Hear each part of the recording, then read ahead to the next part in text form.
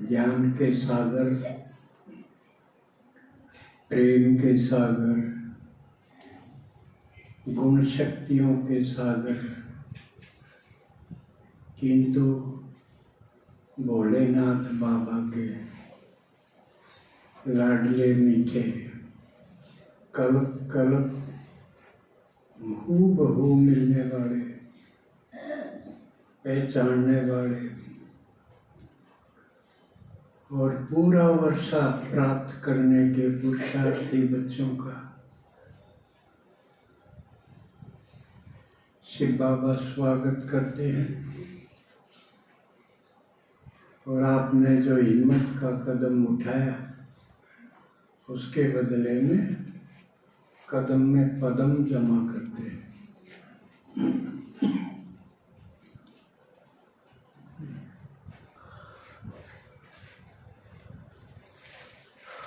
कल से महापर्व आरंभ होने वाला है।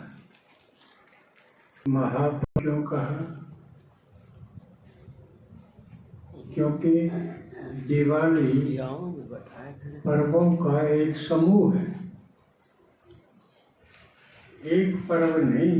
अब तक तो एक एक पर्व मनाते आए और उनके रहस्य को भी समझा, किंतु दिवाली तो पर्वों का समूह है, इसलिए महापर्व। और भारत में इसका महत्व भी विशेष है। इसलिए कोई कहीं दूर भी हो तो वो सोचता है दिवाली पर तो अपने घर पहुंचना ही है।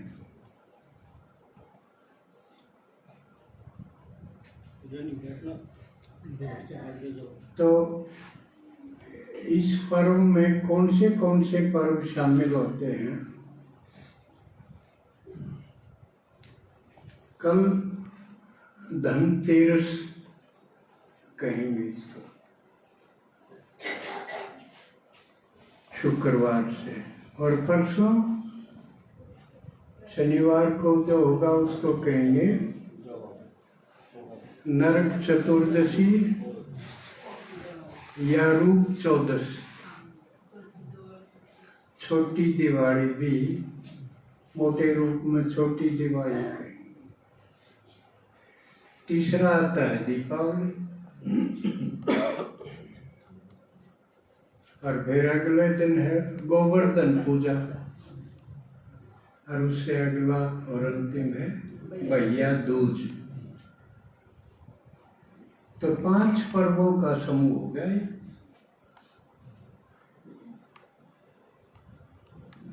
तो हम एक एक का तात्पर्य समझेंगे, क्योंकि ज्यों का त्यों हम लकीर तो पीटते आए, लेकिन उसका ना अर्थ समझा ना उसका लाभ है।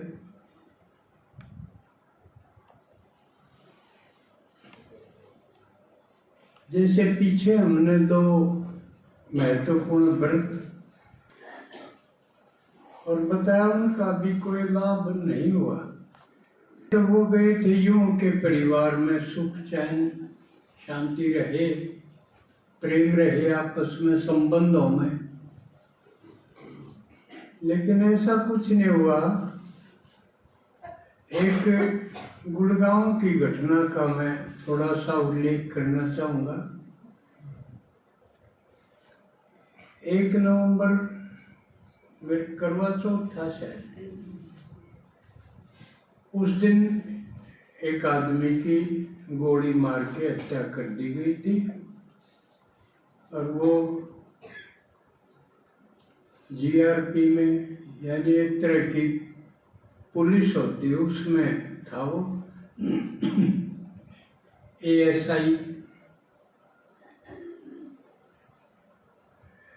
ऐसा ही होता जैसे थानेदार, छोटा थानेदार। तो फिर जांच बैठाई, भाई किसने मारा, क्यों मारा। आज पेपर में उसका रिजल्ट आया था, जो खुलासा हुआ उसका। तो उसमें मारने वाले या मरवाने वाले एक तो उसकी खुद की पत्नी थी, एक उसका बेटा था।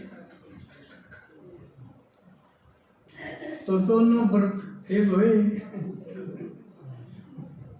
हरकत कर रही। बेटा कह रहा था कि मन्ने मेरा जो हिस्सा हुआ है वो प्रॉपर्टी मैंने दे दे।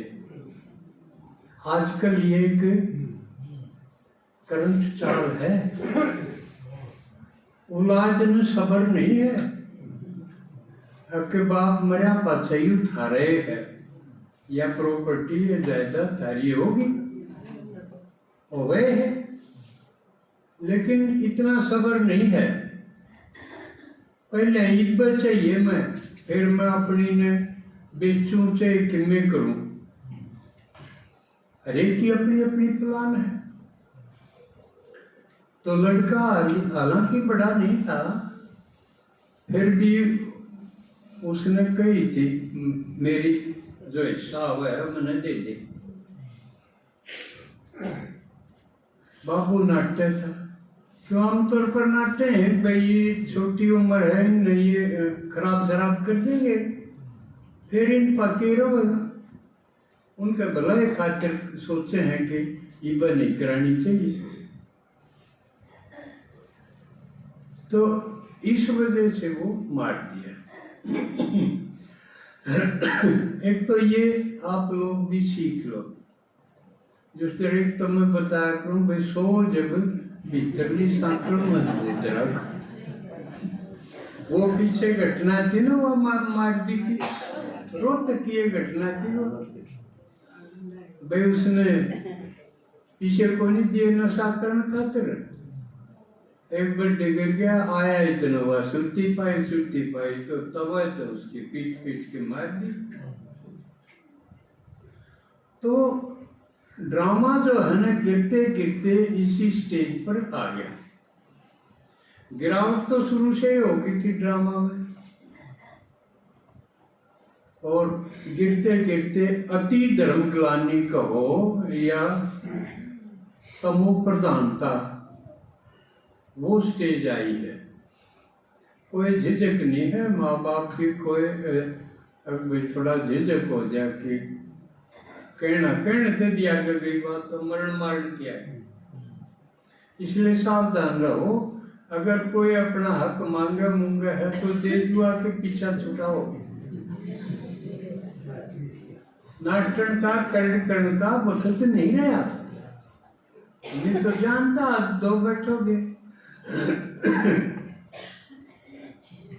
तो ये बाबा के है कि पीछा छुड़ाना सीखो और पुरुषार्थ में लग जाओ, पुरुषार्थ में तेजी कर लो, क्योंकि अंत समय आ गया। तो ये तो एक उदाहरण, एक दृष्टांत दिखाना था कि आपने सोचना चाहिए, अगर किसी के साथ ऐसा है कि औलाद अगर मांगे है तो उनका हक दे दुआ के, सारा दियो मत, अपना रखो काबू। किसे किसे माता पा है, नहीं तो और पता अपनी 2,500 पेंशन है बस, या भी काबू करनी आ जाएगी तो भी ये बड़ी बात है। ईश्वर पर तो मरी हुआ माँ, तो ये आपने सोचना है, क्योंकि इसकी तो जरूरत पड़ेगी। मान लिया गुजर बसर हो रहा है तो अपना भाड़ा थोड़ा खातिर तो चाहिएगा ना। तो अब आते हैं दिवाली के पहले भाग पर।